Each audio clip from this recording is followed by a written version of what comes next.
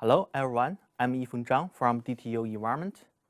The topic I'm going to present today is environmental electrochemistry. I will focus on the next generation technology for water treatment and the production of bioenergy, biofuels, chemicals, and also for other value-added applications. Environmental electrochemistry is a very important field of environmental engineering, which deals with the protection and remediation of Earth's resources. And in the traditional environmental electrochemical systems, the reduction or oxidation of organics or inorganic compound at the surface of electrode is powered by electricity. And with the help of a catalyst there, though the technology has widely applied, it still has several key limitations. For example, the energy consumption is still high because the overall potential at the surface of electrode due to lacking of the efficient of catalyst.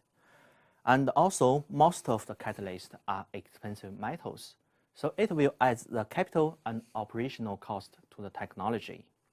Therefore, it's very important to find an efficient and renewable catalyst.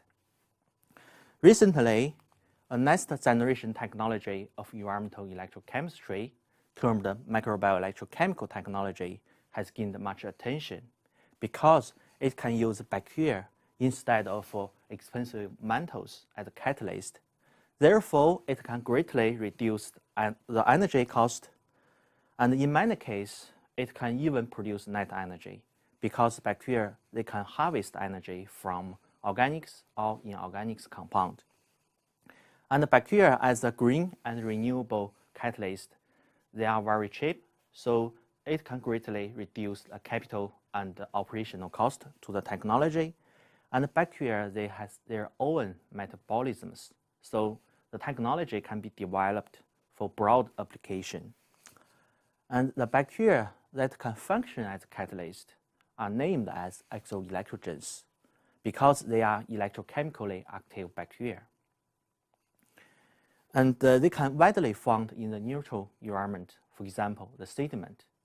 And among the exoelectrogens, Geobacter and Sivanala, they are quite extensively studied. And when they uptake organics or inorganics as a substrate, they can produce electrons, and then the electrons can transfer through the respiratory chain inside of cell, and after that, the electrons can also exit the cell through the cytochrome C. And after that, there are two different ways for electron transfer further to the electrode. One way we call it indirect electron transfer through mediators, and another way is direct electron transfer through nanowires. And some bacteria, for example, Geobacter and Sivanala, can produce nanowires, which are conductive materials in nano size. So electrons can transfer through nanowires very fast and efficient. And let's see how exoelectrogens can function in the microbial electrochemical system and to produce energy. For example, microbial fuel cells is one of the most typical microbial electrochemical system. It's typically designed as a two-chamber system, anode and cathode, which are separated by the proton exchange membrane. So in the anaerobic anode chamber, bacteria can oxidize organics and produce electrons and protons. And as I mentioned earlier, those bacteria can transfer electrons from intracellular to the electrode. So the electrons will transfer from bacteria to the anode and via external circuit to this cathode. At the same time, proton can also get across the proton exchange membrane to reach the cathode as well. And where they will combine with electrons and also oxygens as the electron acceptor and to form water. So through this way, electricity is produced and wastewater is treated from the anode side. And based on the similar principle, several technology or systems have been developed, and until now, actually over 50 different systems have been developed to solve different environmental issues. And we can see the record of publication in this research field. And since 2004, the number of publications increased exponentially and finally reached over 900 publications per year. So that means the technology is receiving increasing attention over the world. Compared to the traditional biotechnologies, microbial electrochemical technology has several advantages. For example, they are environmental friendly, they produce less sludge during water treatment, and also they are renewable and sustainable. More importantly, in many cases, they can solve the environmental issues that cannot be solved by the traditional biotechnologies. Therefore, the microbial electrochemical technology are becoming the versatile platform technology for solving different environmental issues.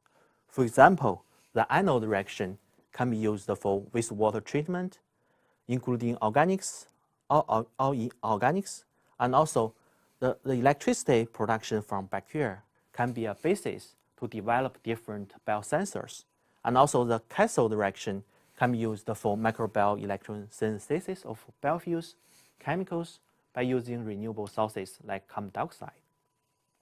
And also the cathode reaction can be used for protein removal, for bioremediation, and also for the resources recovery, including heavy metals and nutrients from wastewater.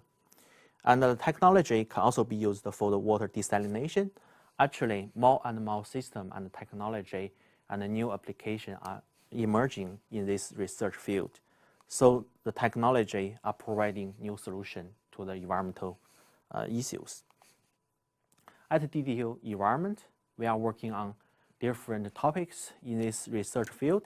For example, we are working on water treatment, including wastewater, groundwater, surface water. And we are not only focused on the pollutant removal, but try to produce a valuable product from the water treatment.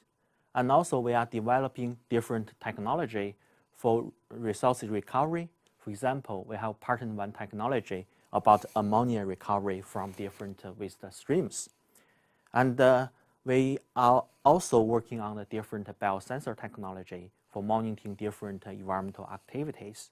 For example, we developed BOD, microbial activity, and the versatile fatty acid biosensors. And also for the biosynthesis of biofuels, we have developed different technology for hydrogen and methane production. And also we have patent one technology about hydrogen peroxide production. And our research are supported by different fundings. For example, currently we are working on a project named Ammonia Recovery from Different Waste Streams, funded by the Danish Council for Independent Research and DTU GAP funding. And we are developing the pilot scale reactor to recover ammonia from different waste streams. Let's take it home a message. Recently, it has been reported that electrogens have been found in the gut of the human bodies. And because we also have waste there, so probably in the future, we can be a moving bioreactor to clean the inside environment of our body, or we can produce some valuable product that's good for ourselves. And if you are interested in our research, please visit our website or contact us.